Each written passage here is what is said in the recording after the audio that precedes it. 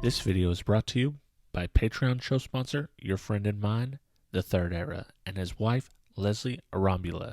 She's an author, a teacher, and an editor. If you need any of your work edited, you should check out her website, lesliearambula.com. I will leave a link in the description below. It's your boy HifiVega, back again. This time we're here to check out the Sundown Audio SD3 10-inch subwoofer. So let's get this thing out of the box and then we'll kind of go through some of the features of it. After that, we'll get some audio demos and we'll finish up with my final thoughts about this sub.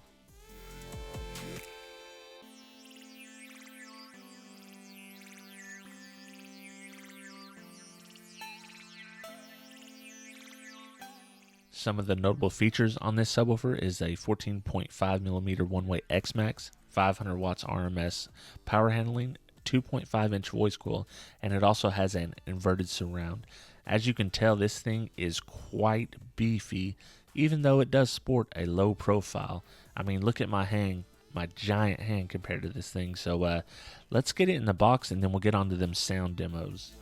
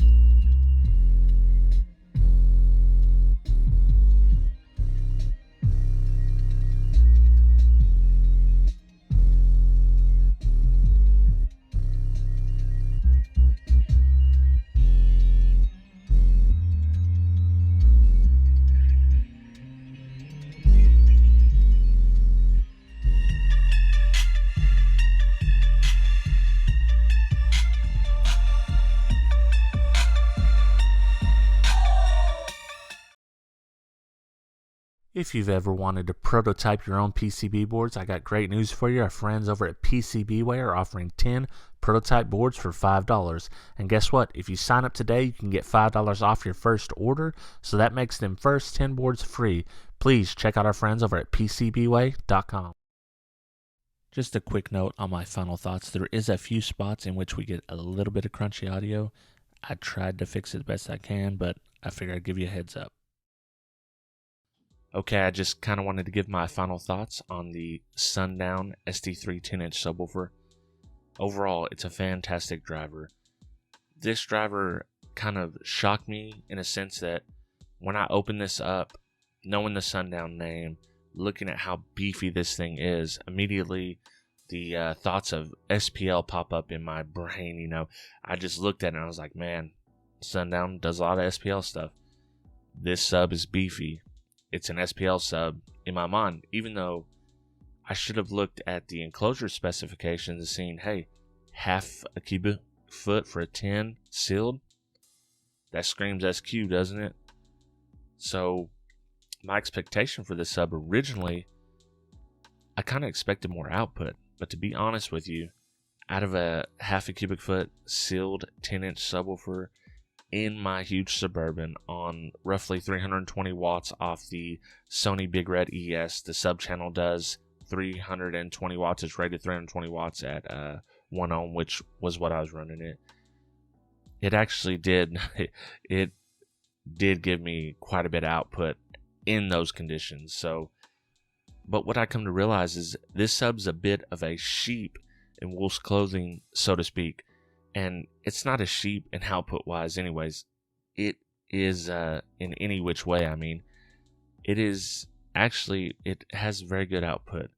But the thing that surprises you about this sub, outside of the output, would be the sound quality. The inverted surround is reminiscent of a high-end home audio subwoofer or mid-range driver. I'm not exactly sure if the intent of the inverted surround was for cone control, but it definitely seems like it is because it does have good cone control. And the thing sounds clean. It just sounds clean all the way through the range. I was able to turn my low cut on the head unit up to 80 hertz. Played up to 80 hertz beautifully. I probably could even went more than that, although my mids play well into the 60s, so at 80 hertz was perfectly fine. I could have probably went 100 and been okay with this sub. But yeah, this thing sounds good. It plays the music as it was meant to be played, in my opinion. So it kind of threw me for a loop, just knowing the Sundown name, knowing the SPL roots of them, that a SD3, or this SD3, is actually, it's a sound quality subwoofer. In my opinion, it's a sound quality subwoofer. Now, if your intention is to try to get as loud as you can off a single driver, maybe look at the SA 10-inch or 12-inch or whatever. The SA is a fantastic driver. It's kind of a benchmark sub, in my opinion. It has a balance of, it does sound very good, and it can get loud. It can get louder than SD3, in my opinion. People that have a little more experience with both may have a more nuanced take on that. But in my opinion, it's a good balance. It can sound very good. I think the SD3 sounds a little bit better. I think the cone control on the SD3 is better, and it's a more sound quality sub. But like I said, if you're looking to lean more SPL, or you do have a SQ build, but you also want to kind of beat the block a little bit, lean SA 10, 12, whatever size you're going to choose. If, on the other hand, you have limited space, you need a shallower subwoofer, the SD3 is an option for you. It is much, I'm not exactly sure how much shallower it is than the SA series, but it is fairly shallow. It will play in a half a cubic foot for the 10 that I have, and you could fit, quite a few of these in a small space. So that's what this sub's for.